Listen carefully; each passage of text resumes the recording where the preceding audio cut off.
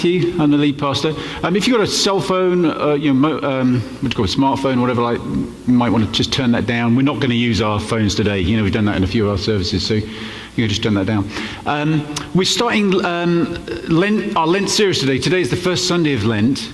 Many of you, I'm sure, came to the Ash Wednesday service this past Wednesday. So today's first Sunday of Lent, and our theme for this series is creating safe space. And we're really addressing the reality that we want to share God's love with the world, right? We want to make the world a better place. We want to bring life to the world as followers of Jesus.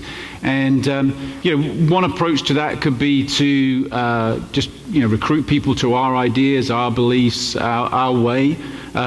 And this series, I think, is going to put out perhaps another way of thinking about it, which is, what if we were to become purveyors of safe space? What if we were people who created space around us at work, at home, in our neighborhoods, in our families, that felt safe and where people could truly be themselves and work on their own issues and journey with us together? So we're going to be exploring that over the next several weeks. Today is kind of introductory, but I wanted to just look at a couple of issues before we get into today's message. The first one is this: the world really doesn't feel very safe, right? And I think we've experienced something this past week which has been all too familiar to us, which is another shooting, another tragedy, another act of unbelievable violence, and it has a huge impact on us as observers of that. Let alone the impact on that community and on the victims and the victims' families. So we're just going to spend a moment in silent prayer here, just for a couple of minutes, to address that in our own way. We'll just stay seated for this.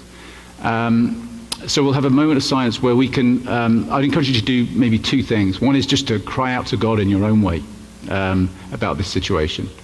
And the other would be to hold the people involved there in God's love, just to sort of hold them there in this ocean of love that we've been talking about recently.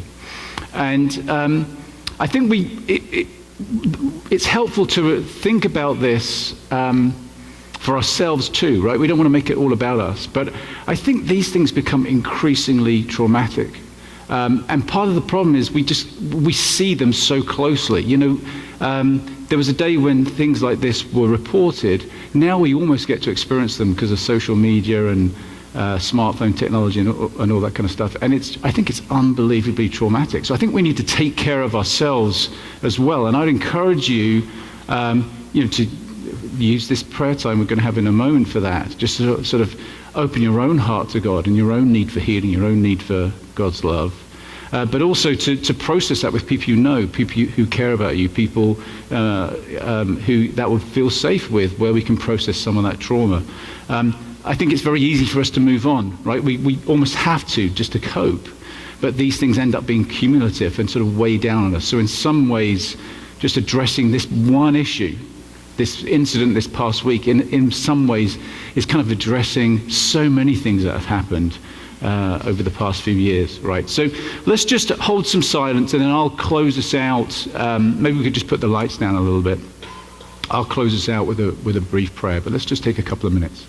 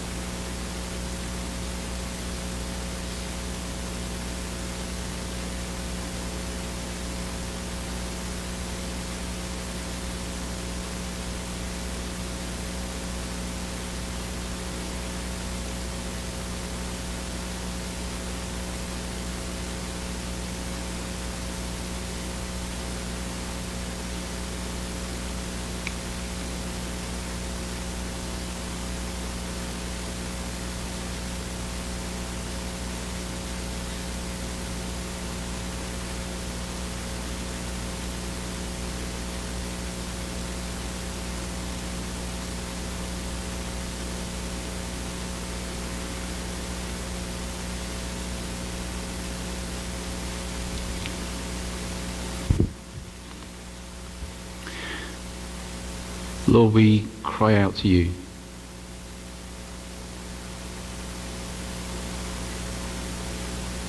Lord, have mercy.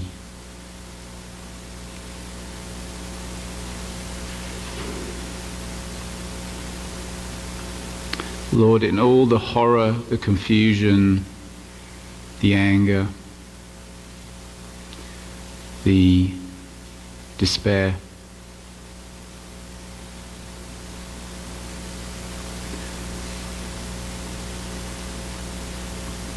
Lord, may you be real.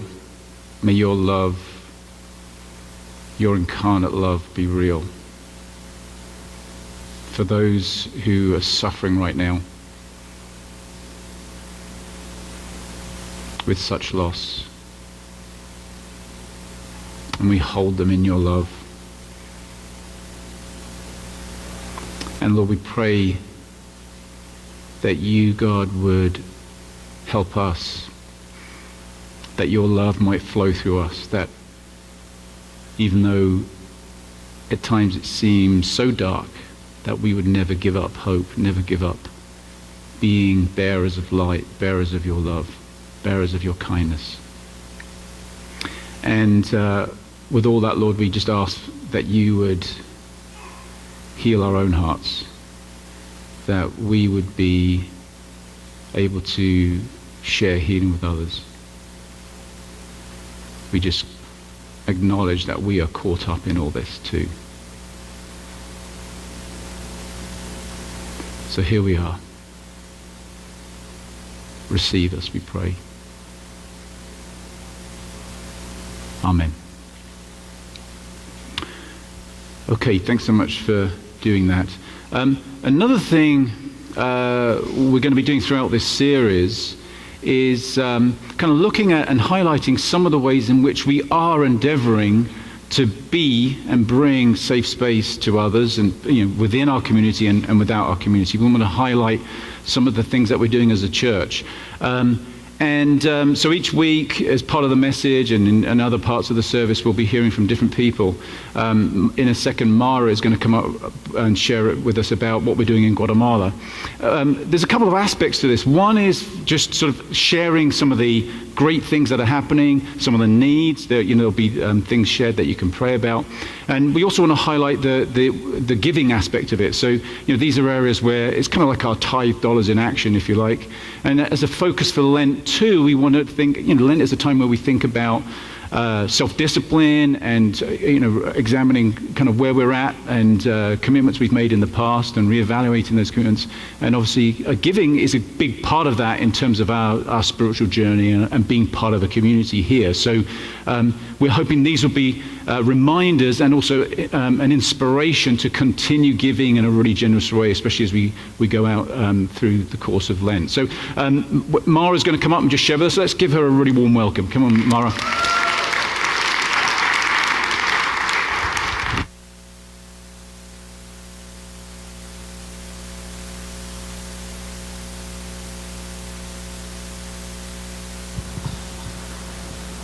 Good morning. Can everybody hear me? Well, I'm so pleased to be here on behalf of the Guatemala team, the Guatemala ministry. Normally, you associate me with in the translator role, but one of the things that I also do is I am the keeper of the scholarship data. So that puts me very close to the work we do with the scholarship program. The scholarship program is a real game changer for the people in Ipala. And the bulk of our funds that go for projects really go to support scholarships. This is something that the community there has clamored for. We have 60 scholarships. We fund students in grades 7 through 12. And in 2016, we graduated 7 students. In 2017, which just finished in October, we graduated 11 students. 6 from the Catholic school and 5 from the Cedar supported schools that we interact with in Ipala. So today I just want to bring this down a notch and make it more real to you by introducing some of the students that graduated this past October. And we're going to talk about 3 students and their stories, if you will. All of these graduated just in October, and they're from the community of Las Colinas. And for those who have been there, you know where Las Colinas is. It's a modest neighborhood close to the hotel where we stay. So where are they now? And I want to tell you the story of Vinicio. So here's Vinicio, and he is standing with the gray shirt behind, sort of at the middle, a little bit to your left, and he is one of our graduates, and he's pictured there with his family. Now Vinicio graduated from what we call the Diversificado program, and what that means is that it's kind of like vocational level business administration and accounting track, if you will, that is offered in high school there. Because again, they're trying to pack a lot in and get people prepared after high school to be able to earn their living. So there's Vinicio pictured with his family, and at the far right is his father, Don Francisco. His mother is, she's really kind of tiny. She's right next to the person holding, the sibling holding the sign in the pink, but that's her right there to Vinicio's left. Her name is Doña Xiomara. And this is a story of a family, because without the family support, they're not able to really excel. And it really reminds me of how it takes a village to really make the future happen for many people, and that we're part of that family too. We're part of the global family and the global village that's making a reality for Vinicio. So I was very, very impressed with the family. It's almost like I fell in love with the family along with Vinicio, because his father was always present. He always showed up. And this is a person who is very modest. They have very modest living, but they have so much pride, so much joy, so much dignity. And whenever we had an activity, Vinicio's father was there front and center. He always showed up. And that really meant a lot to me, because I can't even put into words. There's no words that can express the feelings of gratefulness and the pride that I was able to experience through Don Francisco. It's just very transformative, and something that I will always carry with me. But Vinicio will make a big difference. He's currently looking for a job, so we expect great things from him, and his family is so proud, because these are first. A lot of the work we're doing here in Ipala is allowing people to go to school and complete high school for the first time. The next person I'd like to highlight is Catherine. And Catherine just graduated. She completed what's called bachillerato, which is kind of like a 2-year high school program that prepares, it's more of a general education, and it prepares people to go to college. And she's a great student. Actually, what she has a love of law enforcement and military, and she just became a cadet. She is working in the police academy as a cadet, and so that will lead her to a job in law enforcement, and that's considered a pretty good job in Guatemala, because it has like benefits, etc. But in addition to that, if she wanted to go to university, she could still do that even once she becomes a police officer. So again, these are opportunities that open many doors. I was really struck with Catherine's family. I met her mother. She has a single parent, and she works harvesting melons and tomatoes.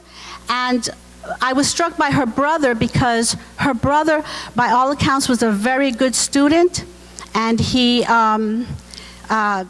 wasn't able to continue his studies. And so she presents a lot of hope for the family because she's able to do something that others cannot do. And then here's Robin. You can see Robin is marching down at his graduation. He was an honor student, and he is a great leader. He's very motivated. As a matter of fact, during his high school years, he has interest in culinary arts, and he became a pastry chef, and he's very entrepreneurial. And this is something where people are always looking for ways to help their skill set and make money. He is enrolled in a private college called Galileo University. It's a weekend program because that's the model there. He's looking for work, and he has some promising leads. He also studied the same track as Vinicio, the Diversificado. So we expect really wonderful things coming from Robin as well. And all of this happens because of what you do, because you make a difference. We all make a difference through our giving, providing hope for these families. It's a real game changer. It's something that, you know, it's an investment, and it's a long-term commitment. And so in the words of one of Vinicio's family members, life is hard in Ipala, but your help is making it a little bit easier. So I encourage you to keep them in your prayers. We know they definitely keep this whole community in their prayers, and ask you to continue to support the programs that we have for scholarships.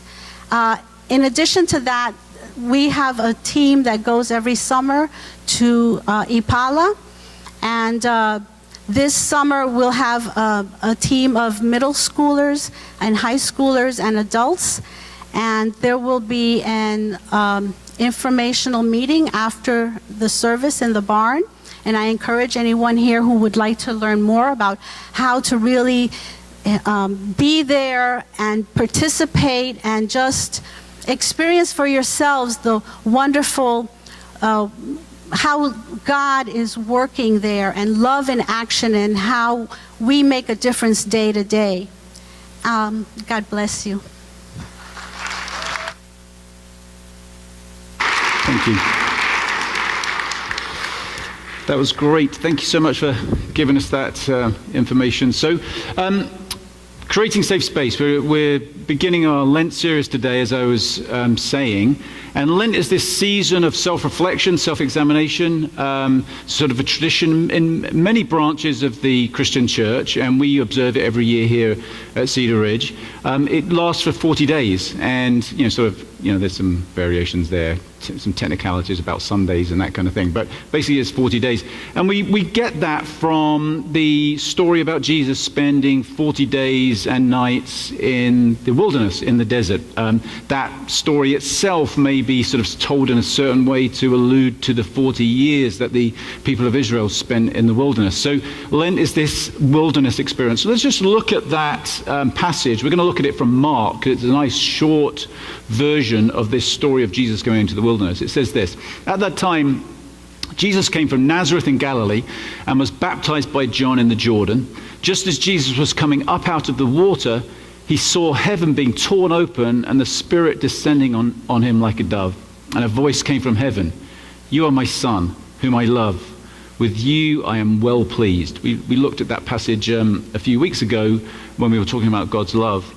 At once the Spirit sent him out into the wilderness, and he was in the wilderness for 40 days, being tempted by Satan. He was with the wild animals, and angels attended him.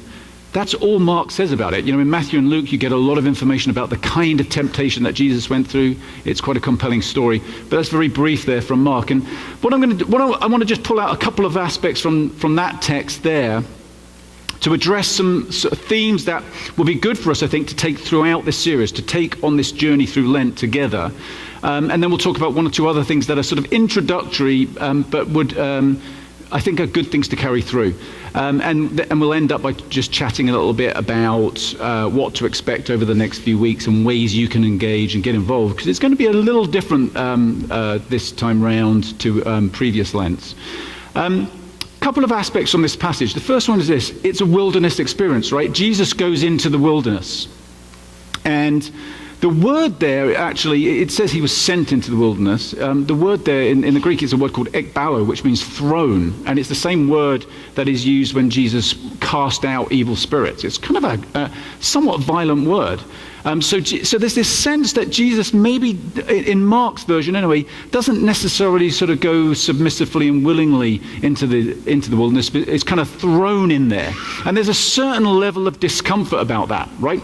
And I think we get that the wilderness is an uncomfortable place. We've spent most of our history as human beings trying to tame the wilderness or avoid it. We've developed technologies to control it and, make our lives more predictable and comfortable. And the wilderness, in some sense, is an uncomfortable, scary place. So if Lent is this season where we go into the wilderness intentionally, to some degree, we're saying yes to discomfort.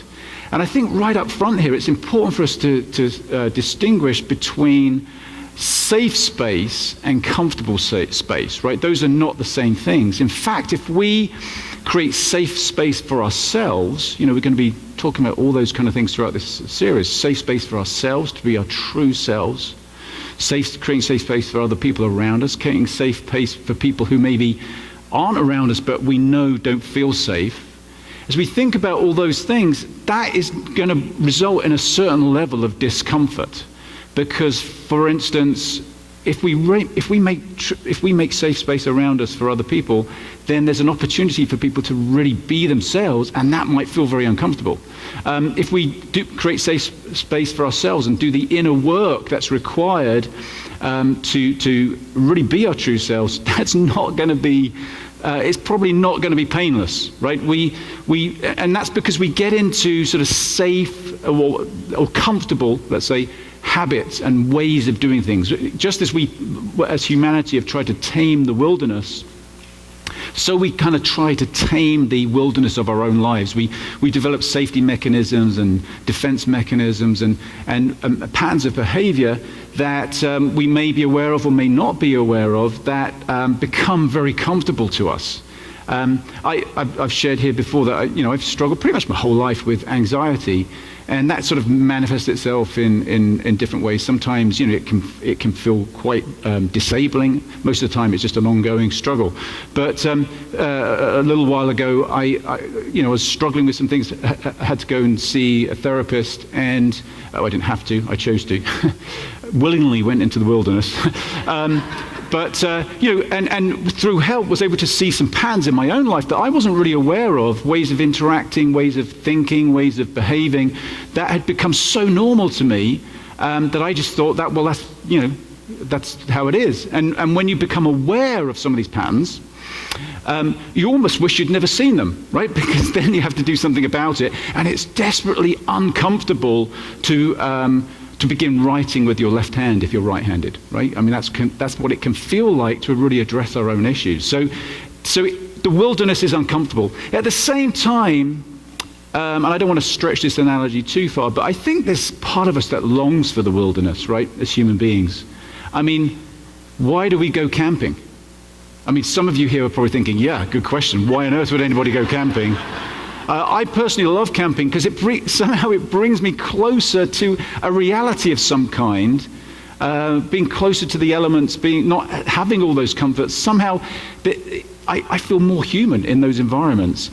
I don't want to live there for my whole life, got to say. I like my comforts, but there's something compelling about it, and obviously there's a whole industry out there of the wilderness experience, right? So there is something alluring about it too, and likewise, I think we long to be real. We long to, in a way, be deconstructed, to kind of strip away some of those defense mechanisms so we can be our true selves, and we long for other people to be like that with us too.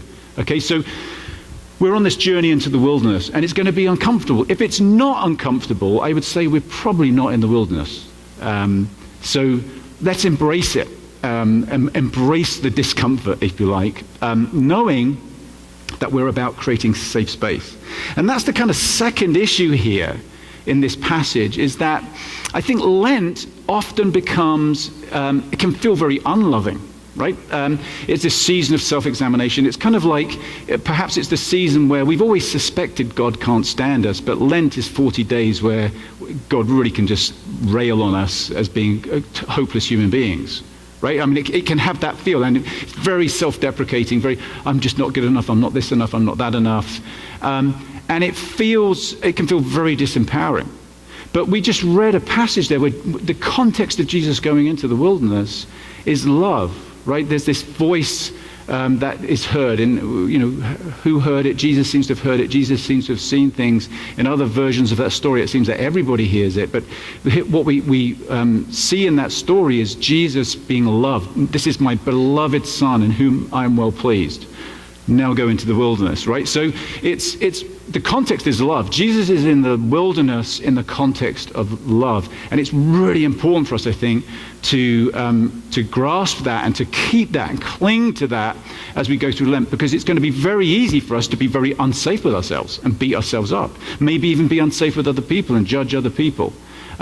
We've got to remember that this is about love, and I think. We've talked recently about how I think we project onto Jesus this sort of, Jesus was human, but really Jesus is a superhuman, special being, so God being. And of course God loves Jesus because Jesus was perfect and Jesus in every way, and I'm not. But maybe we can, again, think about Jesus in a different way. Maybe think about Jesus in terms of God's love as our champion, as one who embodied the love of God, who embraced God's love so fully that Jesus could say, he and the Father are one. He is experiencing that oneness with God that we've been talking about a lot. So Jesus is kind of like an example. That's why we're following Jesus, because Jesus is saying, you can have this too.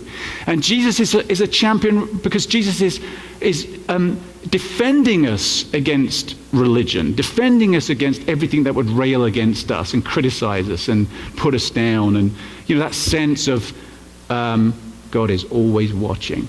That sort of feel that really came from the religious authorities of Jesus' time, or it was present. I mean, it's been present in religion ever since religion started.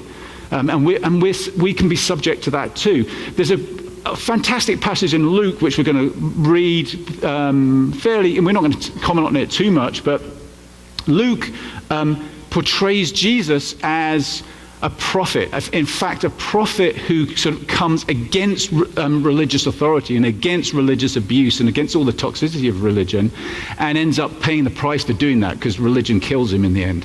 And Luke is portraying Jesus in that way in which the prophets came before Jesus. And so he has Jesus acting very much like a prophet. And here's one of those stories where Jesus is I think we could read this story as Jesus is advocating for us. He's advocating for people who may feel weighed down and oppressed by religion and feel bad about themselves and feel nitpicked and all the rest of it. Here's what Jesus says. Here's what happens. When Jesus had finished speaking, a Pharisee invited him to eat with him. Big mistake, inviting Jesus around for dinner. So he went in and reclined at the table. But the Pharisee was surprised when he noticed that Jesus did not first wash before the meal. That's the traditional ritual washings that Jesus should have performed as a religious person. Then the Lord said to him, Now then, you Pharisees clean the outside of the cup and dish, but inside you are full of greed and wickedness. So it's like, whoa, Jesus is kind of getting pretty riled up here. I think this is the closest we get to Jesus totally losing it and kind of using bad language and all the rest of it, right? Of course, Jesus wouldn't do that, but Jesus, you can tell Jesus is pretty mad at this point. You foolish people, did not the one who made the outside make the inside also? But now, as for what is inside you, be generous to the poor, and everything will be clean for you. And then he goes on to 6 woes, right? So the woe oracles are classic prophetic forms that, literary forms that were used in the Hebrew scriptures. And Jesus kind of goes into prophetic mode, or at least what he says is being related to us in that sort of prophetic mode. And there's 6 of them. The first 3 are for the Pharisees. Woe to you, Pharisees, because you give a tenth of your mint, rue, and all kinds of garden herbs, but you neglect justice and the love of God. You should have practiced the latter without leaving the former undone. Woe to you, Pharisees, second one, because you love the most important seats in the synagogues and respectful greetings in the marketplaces. Woe to you, because you are like unmarked graves which people walk over without knowing it. In other words, there's some cultural connotations there, but you're setting traps for people all the time. You're trying to trip people up. Now, so there's other people there. So that's the Pharisees. There's other people there, the experts in the law. And they were like, whoa, wait a second. One of the experts in the law answered, "Teacher, when you say these things, you insult us also."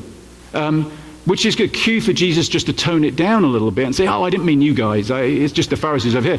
But what he does, Jesus replied, "And you experts in the law, woe to you, because you load people down with burdens they can hardly carry, and you yourselves will not lift one finger to help them." I think that's the key phrase in all this. You weigh people down, but you don't lift a finger to help people. Woe to you, because you build tombs for the prophets, and it was your ancestors who killed them. So you testify that you approve of what your ancestors did. They killed the prophets, and you build their tombs. Because of this, God in his wisdom said, "I will send them prophets and apostles, some of whom they will kill and others they will persecute. Therefore, this generation," this is strong language, "this generation will be held responsible for the blood of all the prophets that has been shed since the beginning of the world." I mean, there's a lot of hyperbole here.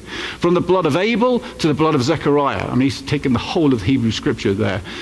Who was killed between the altar and the sanctuary. Yes, I tell you, this generation will be held responsible for it all. Woe to you, experts in the law, final woe, because you have taken away the key to knowledge. You yourselves have not entered. I think he's talking about wisdom and the love of God here. You have not entered, and you have hindered those who were entering. So you've not entered into this experience of God that is available for everybody, but you've kept other people out. When Jesus went outside, the Pharisees and the teachers of the law began to oppose him fiercely and to besiege him with questions. Okay, that's the end, I think. Sorry. To besiege him with questions. They would go on to, they're trying to catch him out, they're plotting to kill him, right? So, and you can understand why. So we spent a little bit of time on that passage because I think that it's just an indication of how huge that is. Going into Lent in the context of love is so important for us. If Jesus is railing on anything, he's railing on religion. He's railing on judgment and the sort of oppression of religion, right? So I think what we can take from that is a couple of things. As we go into some of these uncomfortable challenges, let's not judge ourselves. Let's not judge others.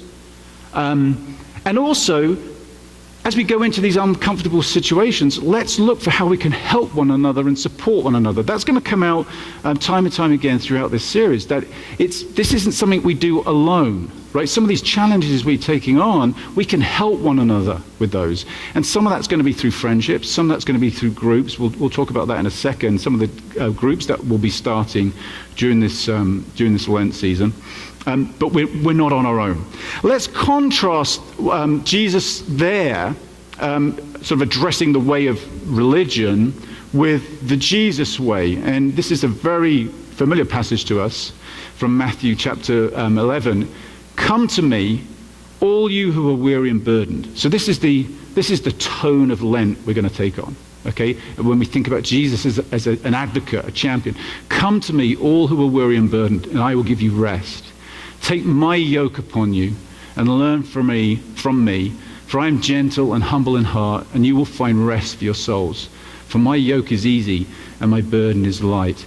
If we're feeling weighed down, if we're feeling the pressure, if we're feeling under the gun, if we're just struggling, and we're struggling to feel God's love, we're struggling to experience that oneness with God that Jesus talks about, Jesus is saying, hey, I'm going to help you. I'm going to help you. Come alongside me. Let's do this together. The same passage in the Message, I think, kind of brings out, it's a modern translation, brings that out more graphically somehow, I think. Are you tired, worn out, burned out on religion? Come to me. Get away with me and you'll recover your life. I'll show you how to take a real rest. Walk with me and work with me. Watch how I do it. Learn the unforced rhythms of grace. I won't lay anything heavy or ill-fitting on you. Keep company with me and you'll learn to live freely and lightly. Such a beautiful invitation. So that's what we're going to endeavor to do through this series. Now, a couple of issues that I think, again, issues that will be important for us going through this whole series are the issues of acceptance and vulnerability, right? So can we, to create safe space, those are core issues. Can we create an atmosphere of acceptance, not judgment, but acceptance, in which it's then possible to be vulnerable, to be open. And as we are vulnerable, as we are open with our lives, that itself becomes an invitation to others to be vulnerable, to be vulnerable themselves, right? So these two things are, acceptance and vulnerability, are very closely connected issues.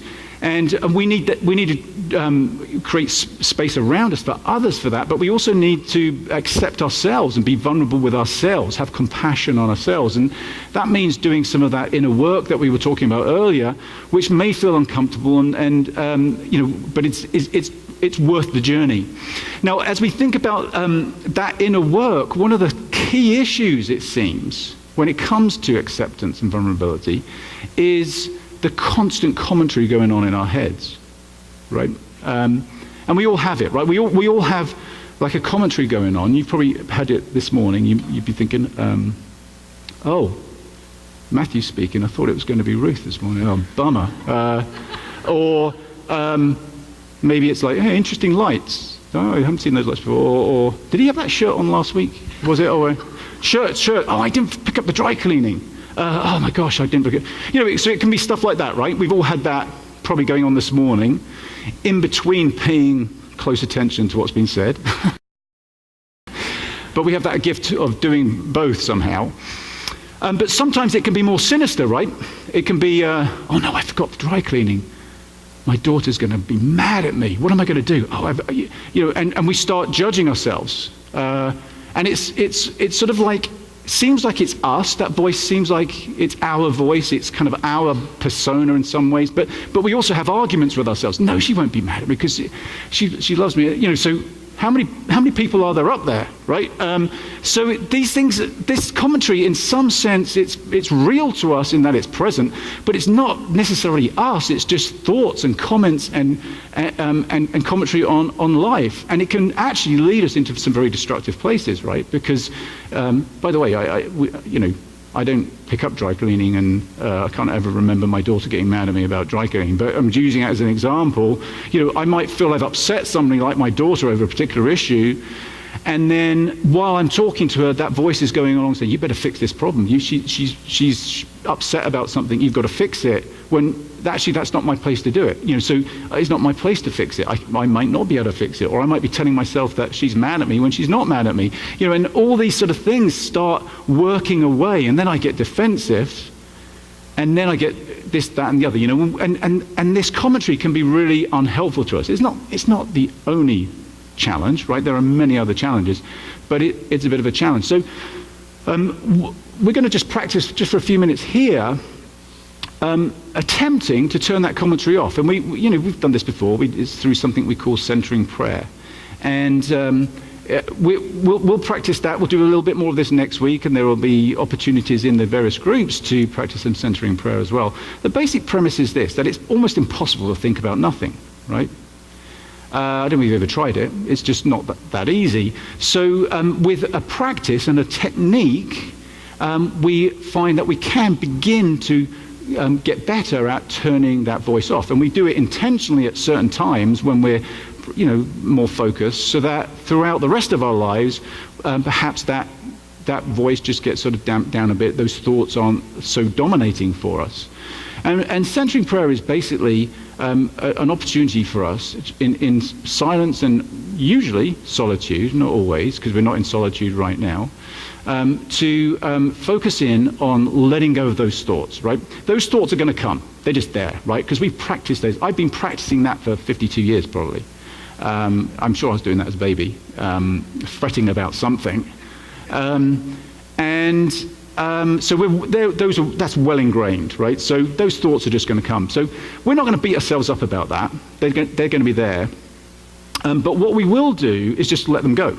And, it's a little bit like, some people have used this analogy, it's like just sort of dropping them like a leaf you sat in front of a stream or a river, and we're just going to let those thoughts just drop on the river and float away from us. We're not going to try and go after them. We're not going to think about them. We're not going to process them or rationalize them or anything like that. We're just going to let them go. So as we have in a second here, a moment of silence, we'll let those thoughts go. But it will also be tricky to not end up thinking, have I let that thought go? Oh, and we get distracted and start doing all that thinking again. So the technique is one of return, to just return back to a center of letting go of those thoughts, right? So it's almost like centering prayer is just a constant state of returning, because we inevitably get distracted. And that's okay. The point is not how great we were at practicing this, so much as did we just return? Did we return to a center? Now, the way we return to a center is a lot of people use what they call a sacred word, right? It's important to remember the word we choose is not important. This is not a meditation on a word. So you might choose a nice fancy religious word like faith or something like that. You might just as well choose rabbit, because or baked beans or something like that. But the point being, all you're going to do is use that word to remind yourself, oh, I remember my word when I've got distracted, and it will return me to a center. Some people, and actually I personally do this, would just return to your breathing, right? Breathing is another way of returning, another way of just focusing back on your breathing. And part of that is because I sometimes find the word distracting, right? So my word, if it's got a religious connotation, I start thinking about that. If it's baked beans, I start thinking about baked beans, right? So sometimes breathing can help. But either way, you might find it's helpful to have a word, or to have some breathing. We just remember our word, and then we return to that center. So we're just going to I'm going to time us here for 3 minutes. And that, for some, that might seem very, very brief, and for some it's going to seem like an eternity. And what we'll do, I'm going to be sat with all of us facing forward, but you sit in a comfortable, physically neutral position. There's no secret to why that is. It's simply so you're sat in a way that your body won't distract you, because you've got an ache or a pain or an arm going numb or something like that. Just sit in a very comfortable position. As we've done many times here, just take some deep breaths, just a couple of deep breaths, and then focus in on your breathing. And then either remain focused on your breathing or choose a word, and then just let those thoughts go. And when you get distracted, say your word and come back to that center, or center again on your breathing, and just keep returning. Well, let's do 3 minutes of that.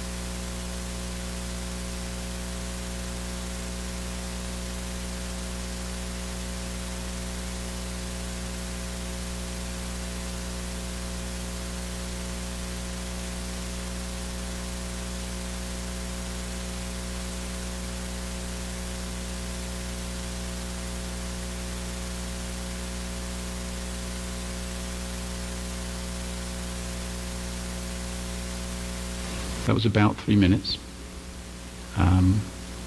Not sure if it was exactly, because I got a bit distracted. But we won't do this now. But maybe afterwards you could chat with somebody next to you, or somebody chatting with over coffee about what that was like. Did that feel like a long time? Was that a short time? Did that feel natural? Did that feel easy to do? Was it difficult? Did you find yourself wanting more time in that place, or were you kind of just waiting for it to get over?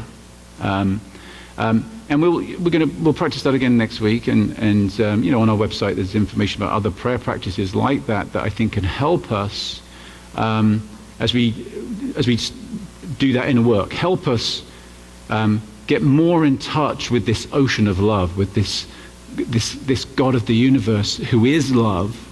As we think about Jesus, being the champion of that, and the advocate of that, and the embodiment of that, these practices can help us experience it, and in a very real, very personal way. We're going to do another one now, and then we'll go into a time of communion. But this one we're going to sing together, right? And Caroline's going to come up in a second and lead us. And we're just going to sing a very simple song. It's the song we sang at the Ash Wednesday service, the refrain. And there's this, at the end of that passage we just read in Mark, where Jesus is tempted. In Mark's version, there's a beautiful little sort of almost throwaway comment, and it says that Jesus was, he was tempted, and then he was with the animals, the wild animals and the angels. And there's this sense of oneness, like Jesus was in this place of oneness, because he's with the angels, so it's kind of like this heavenly realm, this earthly realm is one. He's with the wild animals, and there's something really beautiful about that, because those animals are wild, and it's the wilderness, right? But there's this peace and connectedness that is described there in that phrase in Mark.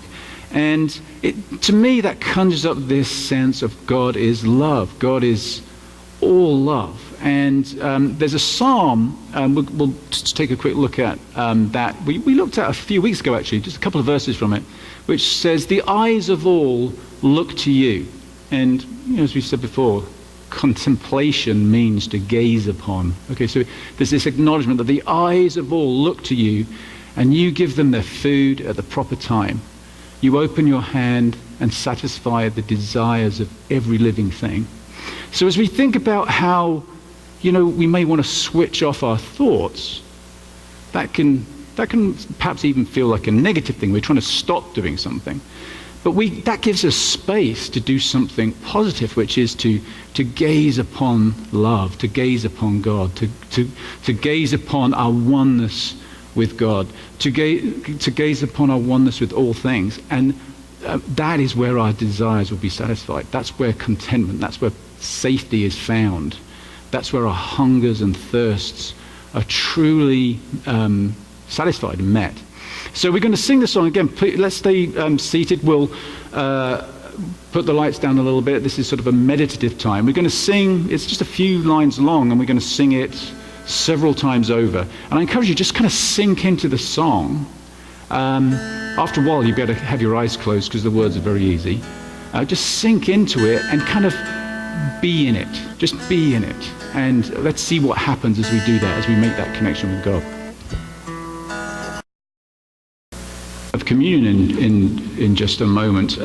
Before we do that, I just wanted to point you to a handout on the welcome desk out in the Commons, which explains some of the things we're going to be doing throughout this series. We've got a fox is our kind of icon for the series, and maybe I'll talk more about why that is next week, just what the significance of the fox is. But we're going to start some groups that are called challenge groups, and I think we have a list of those up.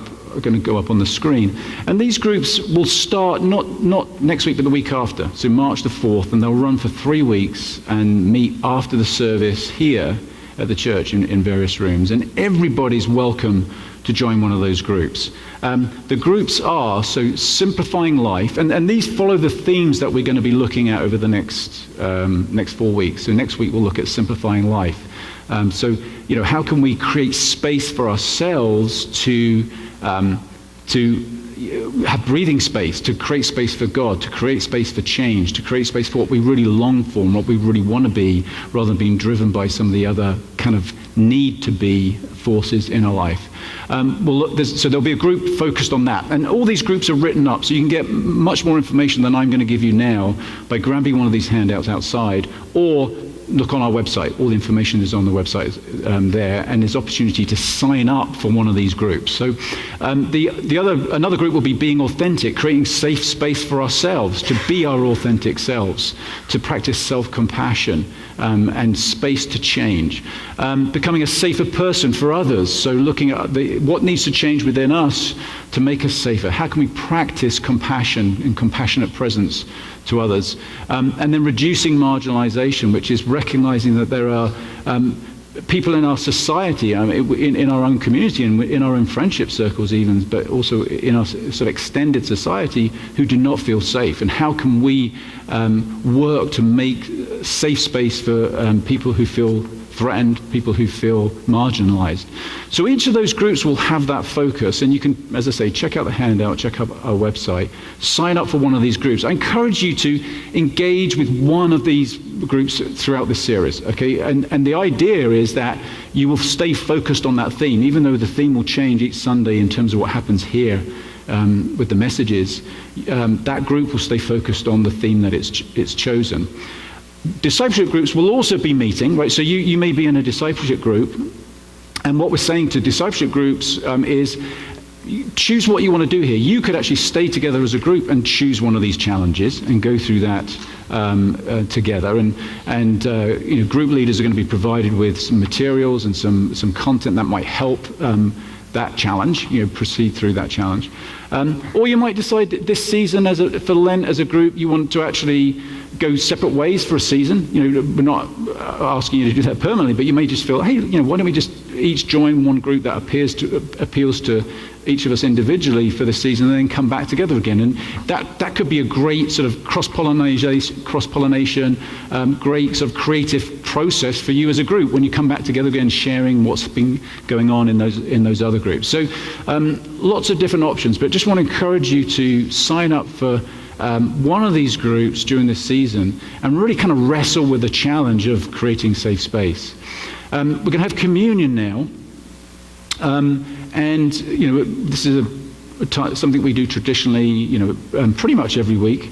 There's gluten-free crackers and fruit juice that's available at the front here, where you can serve yourselves, and in the middle, and then there'll be people serving at the side. It's also a time just to respond. We've had some responsive time in the message already, but it's another time to respond.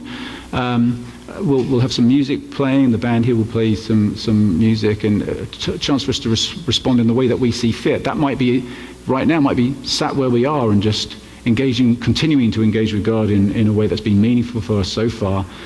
It might mean getting up and giving an offering. We were talking about that as part of our discipleship and worship together earlier.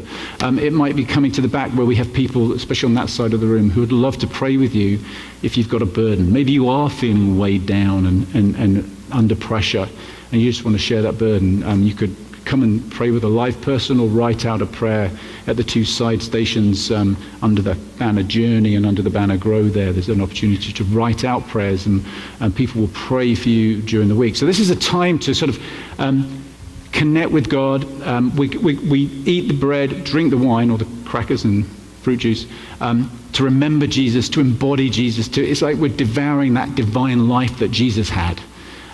So it's a representation, if you like, of our hunger and our thirst for that life. And so in that sense, we're going to eat kind of soberly, reverently, but with gusto, because that's really what we want. So I'm going to pray, and then please just come forward and either serve yourselves or be served at the sides. Lord, here we are again, and Lord, we long for more. We long for the life that you bring. And so much holds us back. So much of our own doing, and so much that's been done to us. And Lord, in this season, may we just let it go, and may your love come and overwhelm us. And may this symbolism of your love and your life, may it be real to us in this moment we pray. Amen.